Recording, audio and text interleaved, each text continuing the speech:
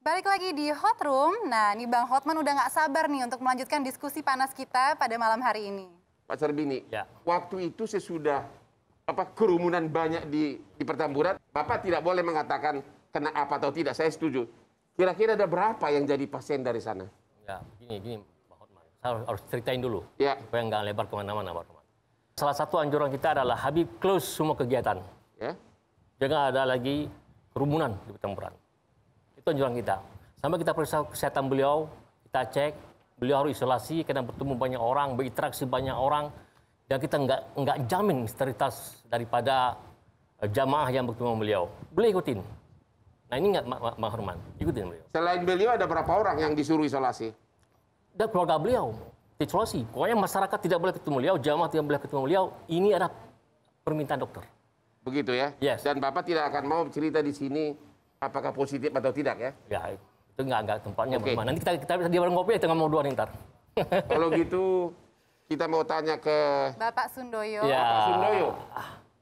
Bapak Sundoyo dari Kementerian Kesehatan ya? Benar sekali. Apakah Bapak setuju bahwa tahun 2012 ada peraturan Menteri Kesehatan, kalau nggak salah nomor 36, yang sebagai pelaksana dari Undang-Undang Praktek Kedokteran, bahwa medical record itu bisa dibuka dari mulai tingkat penyidikan, penuntutan, dan persidangan. Artinya dari mulai tahap kepolisian bisa disita oleh polisi. Apa itu Bapak setuju dengan peraturan nomor 36 tahun 2012 Menteri Kesehatan? Prinsip dasar yang diatur di dalam 269 2008 itu memang betul apa yang tadi disampaikan oleh Pak Hotman, bahwa rekam medik itu tidak boleh dibuka oleh siapapun. Exception atau pengecualian di dalam rekam medik itu boleh dibuka adalah diatur di dalam pasal 10. Ada 5 hal yang boleh rekam medik itu dibuka. Yang pertama adalah untuk kepentingan kesehatan pasien. Yang kedua adalah untuk memenuhi permintaan aparatur penegak hukum dalam rangka penegakan hukum atas perintah pengadilan.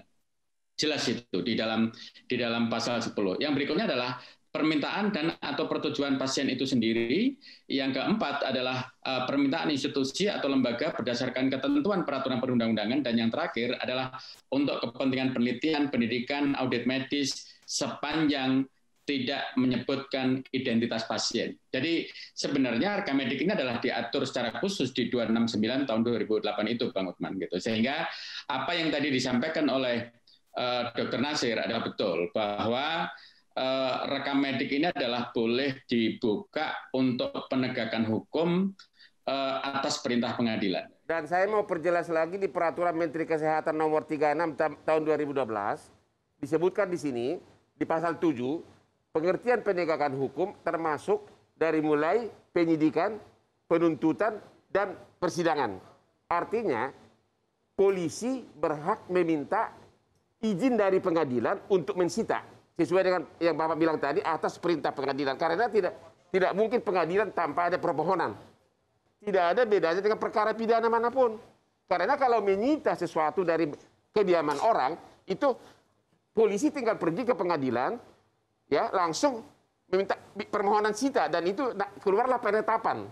Penetapan, ya Bapak setuju kan? Penetapan. Jadi artinya sebenarnya rekam medis hasil positif atau negatif corona itu, kalau peraturan dilakukan dengan benar, dalam hitungan kurang dari 1 minggu bisa dapat. Seperti yang tadi kami sampaikan, Bang Uthman, bahwa memang kata kuncinya adalah bagaimana ada persetujuan atau penetapan dari pengadilan itu. Tetapi sebenarnya esensinya sebenarnya kalau menurut hemat kami adalah bukan itu. Ini adalah ada wabah gitu ya. Bagaimana terkait dengan pengendalian dan pencegahan itu yang penting sebenarnya. Ada hal yang menarik sebenarnya di sana, Bang Uthman. Itu ada peraturan lanjutannya, ada PP 40, lalu tahun 91, lalu juga ada peraturan Menteri Kesehatan 1501 tahun 2010.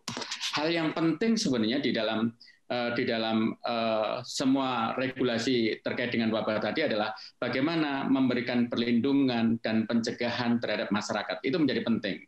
Maka dari itu, kegiatan penyelidikan epidemiologi itu menjadi sesuatu yang utama. Coba pertanyaan kuncinya. Di mana letak kesalahannya, di mana letak kelemahannya dari aparat?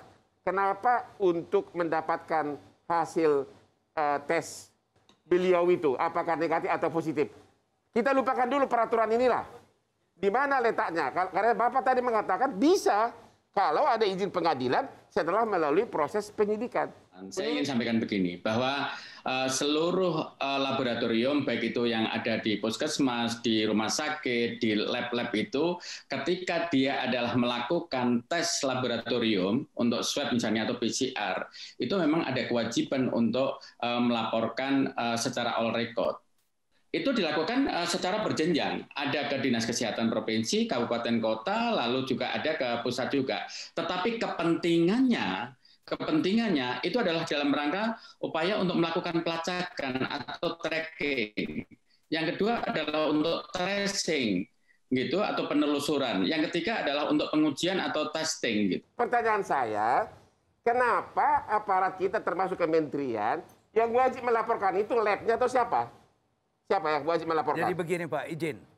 Ada Permenkes 413 Ya. dikeluarkan pada tanggal 13 Juli 2020. Ya. Salah satu yang diatur di sana adalah seluruh pemeriksaan PCR di seantero negeri ini harus dilaporkan. Oleh siapa? Oleh pemeriksa, laboratorium pemeriksa. Berarti kalau nggak dilaporkan izinnya bisa dicabut. Iya, itu Dokternya punya bisa dicabut konsekuensi izinnya. hukum administrasi negara. Tidak patuh terhadap sebuah aturan, itu ada Itu konsekuensinya, Pak. kewenangan siapa untuk menjatuhkan sanksi kalau mereka tidak melakukan? Begini, Kementerian. Kementerian Kesehatan Berarti Kementerian Kesehatan selama ini Kementerian Kesehatan yang bisa didelegasikan dalam pasal 200 sekian di Undang-Undang Kesehatan itu didelegasikan kepada pejabat kesehatan di daerah. berarti Kementerian Kesehatan kurang melaksanakan tugasnya atau kurang bergigi dalam 2 minggu ini. Saya tidak berani mengatakan, saya takut sama Pak Sundoyo itu. Bang Hotman, tapi yang Bapak saya mau bilang Nasir. pada Bapak, tadi ada poin yang Bapak sebut, bahwa tanpa proses sidik lidik, tanpa proses hukum, sebetulnya itu bisa diketahui. Itu bukan hal besar, Pak. Oke. Karena laboratorium itu hasilnya negatif positif, sudah dikirimkan Tapi sampai hari ini 2 kali 24 jam. aparat kita gagal mendapatkan Enggak, itu. udah tahu Baik. mereka, Pak. Tidak Baik, mungkin Pak tidak Nasir tahu. dan Bang Hotman, udah semakin panas ya ini perbincangannya. Nah, saya ingin menggeser sedikit ke Dr. Sarbini, ini yang ramai di sosial media. Kemarin kita banyak dapat lihat di sosial media ada hasil tes dari MRS yang menyatakan bahwa beliau positif. Nah, saya ingin tanya nih, dan netizen juga pasti banyak yang penasaran. Belum gitu. Udah. Penasaran apakah ini asli apa hoax? Dan kita juga punya pertanyaan lanjutan untuk Bapak Sarbini, tapi kita jeda dulu masih di Hot Room.